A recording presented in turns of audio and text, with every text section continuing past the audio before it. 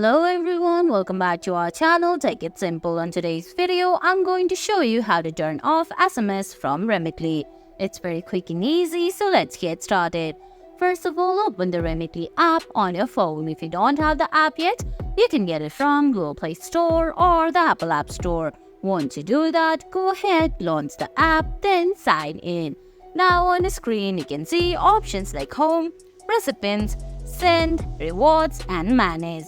Tap on Manage. There you can see options like Profile, Settings, Payment Methods, and Redeem Offer. Tap on Settings. Now under Settings, you're gonna have to scroll down. Then you're gonna find option saying Profile Activity. Under Profile Activity, there's written Receive SMS notification if we detect unusual activity in your profile. Go ahead and turn it off. And guys, that's it.